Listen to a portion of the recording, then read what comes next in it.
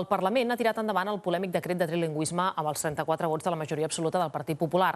Debat intens dins la cambra i a fora la marea verda demanant dimissions. Avui el Departament de Filologia Catalana de la Universitat de les Illes Balears ha anunciat que part dels seus sous, més que una xifra simbòlica, han dit, anirà a la caixa de resistència. Per la via d'urgència i sense debat més enllà del parlamentari d'avui, el govern de les Illes Balears, sense cedir ni un pam, ni fer un gest, ni concedir la més mínima credibilitat a les manifestacions del carrer i a la mobilització a les escoles, ha acabat avui amb un model educatiu que va consensuar un altre president del PP, Gabriel Cañellas, fa 28 anys, i que no s'havia trencat fins a l'arribada de José Ramón Bauzá. Aquest govern seguirà endavant en totes les reformes que facin falta. I una de les reformes que és necessari és el sistema educatiu, la reforma educativa.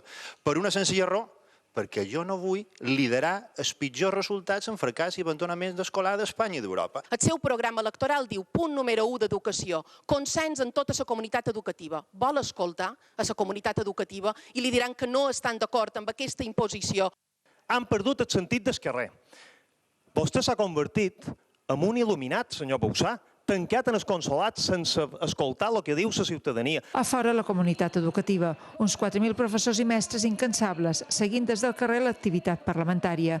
En una setmana han aconseguit que significats col·lectius de la societat es posessin al seu costat. També una gran majoria de pares, tot i que pateixen el fet que per als seus fills no ha començat el curs escolar. Una mobilització que, així i tot, ha sorprès el president, que pensava que amb el descompte que s'aplica pel dia de vaga no passaria d'uns dies la protesta. Pel contrari, l'actitud de l'executiu suma cada dia més adhesions a favor dels docents. La Conselleria d'Educació ha convocat per demà una reunió per parlar del curs 2014-2015. D'aquest, que encara no ha començat, no hi ha cap constància a l'ordre del dia. Margalida Solivelles, TV3.